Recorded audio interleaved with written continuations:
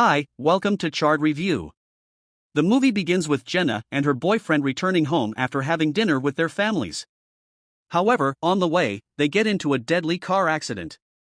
Jenna survives with minor injuries, but her boyfriend is not so lucky. He dies on the spot, leaving her terribly scarred cut. 3 years later, Jenna is still recovering from her loss. She hasn't even dated anyone, fearing that she will lose them again one day. Jenna's childhood best friend, Renee, invites her to spend time at a lakeside cabin. She accepts the invitation and goes to the cabin. On a speedboat with Renee and her boyfriend Michael. They are also joined by Michael's friend Ian, whose uncle owns the cabin. It soon becomes clear that Michael is playful and carefree in nature, as on their way there he entertains the girls. After an hour, the group eventually arrives at the cabin and meets Ian's uncle Wade. The latter has prepared some shots as a welcome drink. Everyone gulps them down within a flash, but Jenna politely declines and goes inside to take her medicine. However, after a brief contemplation, she decides against taking any pills as they make her dizzy and dependent on others. That night during dinner, Wade tells the group about a local festival and reveals that he has secured tickets for them. He then welcomes Ian and his friends to come and have a good time there. Later, as Jenna goes out to play with Wayne's dog, she notices him giving Michael some weed. Jenna discusses this with Renee, and the latter reveals that Michael has a drinking and smoking addiction. She says that she has tried to convince him to quit many times, but without success. Renee then asks her friend if she is having a good time, and Jenna assures her that she is okay and having fun. Meanwhile, Wade leaves early for the festival, saying that he is responsible for arranging the fireworks.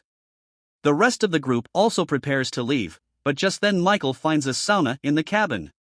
Not wanting to pass up such a good opportunity, he convinces the others to take a steam bath before going to the festival. Jenna is seemingly not comfortable with this, but when her friends insist, she agrees.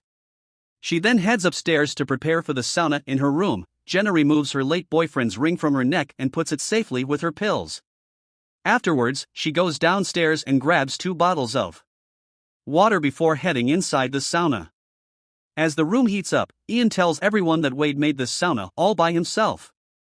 It works by heating stones in an electric oven, storing the temperature for a long time. Soon everyone begins to sweat profusely, so Ian suggests going to the lake for a dip. However, as soon as they dive into the freezing water and they feel cold and come back inside the cabin. The guys then have drinks in the kitchen while the girls return to the warmth of the sauna. Soon Michael gets wasted and he returns to the sauna with Ian. There, he asks Renee to accompany him to their room, but she refuses and she doesn't like to stay around him when he's drunk. She then keeps on berating him, so Michael leaves by himself to have more drinks and weed. After he goes out, Renee expresses her frustration with Michael's drinking problems. She mentions that whenever they go to a party, he always gets wasted and she has to take care of him. He was very kind and understanding before, but now he is changed. However, Ian, who is also present in the room, comes to his defense and attempts to provide an explanation for his friend's behavior. Listen up, babes. My friend's not an alcoholic, he just likes turning up. This only intensifies Renee's anger as she's fed up with constantly looking after everyone. Just then, everyone hears a loud noise coming from outside. Worried that Michael may have tripped and hurt himself, Renee decides to check on him. However, for some reason she isn't able to open the sauna door. Puzzled, Ian also tries to open it, but without success. Jenna begins to panic and starts screaming at the top of her lungs, fearing that something bad has happened. Then they quickly calms her down and inquires if she has taken her medication, but Jenna admits that she didn't take her pills because she is trying to live without them. Soon everyone begins to get desperate and they yell out for Michael through the small glass window. However, even after multiple attempts, they do not get any response. Ian is sure that Michael is pulling a prank on them until eventually let them out. However, Jenna reveals that Wade gave him weed, so even if this is a prank, Michael will forget that he has locked them inside the sauna. There must be some good weed. As for Renee, she remains completely neutral. Perhaps because she is about to be cooked in the sweltering sauna. After the 3 are done with their many arguments, Ian looks through the glass window and notices that there's something blocking the door. Renee suggests breaking the window, but Ian doesn't want to start damaging his uncle's property just yet. He insists that they will find another way out, assuring them that they have an ample air supply. He further emphasizes that their main concern should be the increasing heat. Jonathan notices something behind the thermometer, and Ian explains that it's a thermostat.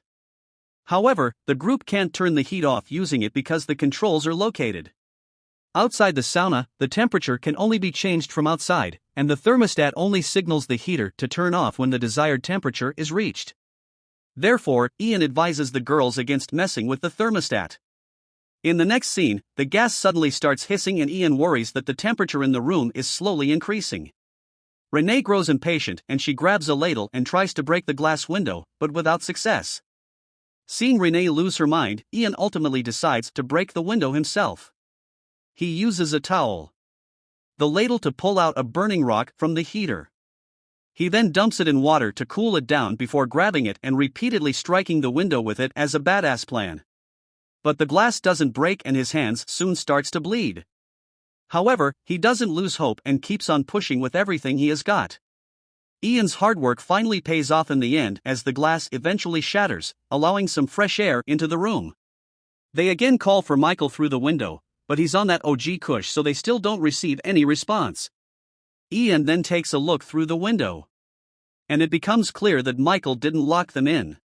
There's a ladder stuck between the doorknob and the raised platform.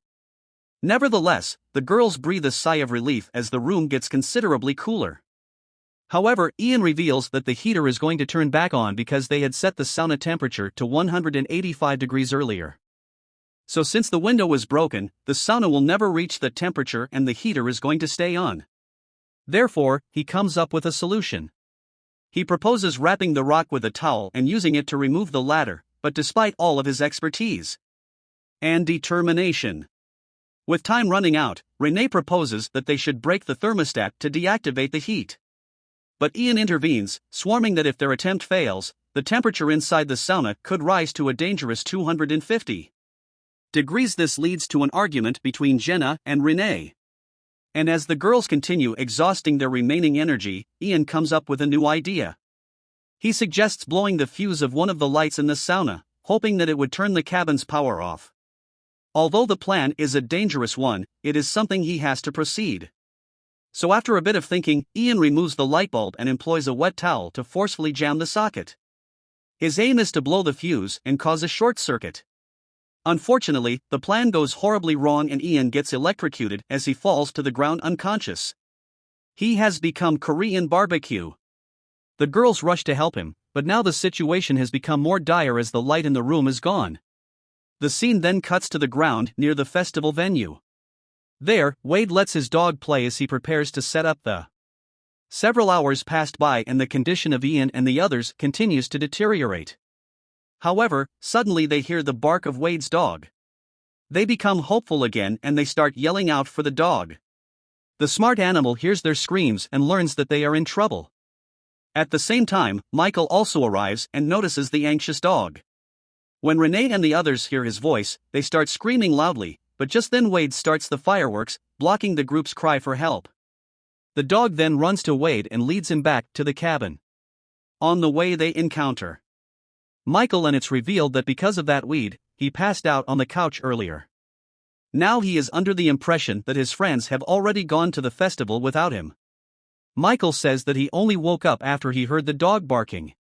Wade inquires if he's coming to the festival, but Michael reveals that he already went once but was turned away because he didn't have a ticket with him. Hearing this, Wade feels terrible, so he invites Michael to his home for some more weed. On the other hand, Renee and the others run out of water and she grows increasingly impatient. In a state of desperation, Renee prepares to smash the thermostat. With the rock, Jenna grabs her and tries to stop her. During the struggle, Jenna accidentally strikes Renee in the head with the rock, causing her to lose consciousness. Jenna is instantly overwhelmed with regret, and she cries while explaining that she didn't mean to hit her friend. In response, Ian moves the unconscious girl away from the heater and assures Jenna that everything will be fine. However, Jenna is shaken by the ordeal and she continues to explain herself, saying that she was only trying to stop Renee from destroying the thermostat because Ian had earlier said it would gotten their death, so she killed her. But when she inquires how he knows about this, surprisingly, Ian says that he was only guessing. This leaves Jenna stunned, and in a fit of rage, she breaks the thermostat herself. Lo and behold, their worst fear comes true and the heater unexpectedly turns on. As the temperature continues to rise, Ian's sense of hopelessness and panic intensifies. In a desperate attempt, he makes the decision to destroy the heater with his own hands. Unfortunately, this turns out to be an extremely bad deal as he gets burnt to death. He has now become Indian. 10 Tandoori. The heater subsequently explodes, but Jenna miraculously manages to open the door just in time to save her own life. After escaping the perilous situation, Jenna steps outside and hydrates herself. She then proceeds to her room to take her medication, but something just doesn't feel right. This is when she realizes that she is still in the sauna and she was merely hallucinating. Meanwhile, Michael returns to the cabin after smoking with Wade. When he doesn't see anyone, he smokes some more and falls asleep on the couch. Friggin' Michael, everybody. Jenna, Renee, and Dean are still in the sauna, with the latter being dead. Soon Renee gained consciousness and Jenna carries her to the window to help her breathe better because of the gas leak. Jenna lies 2 towels together and suspends them from the beam, using it to keep Renee standing close to the window. She then finds the source of the gas leak and covers it with the ladle just before she passes out. Following this, we are taken to a flashback which reveals how the problem arose.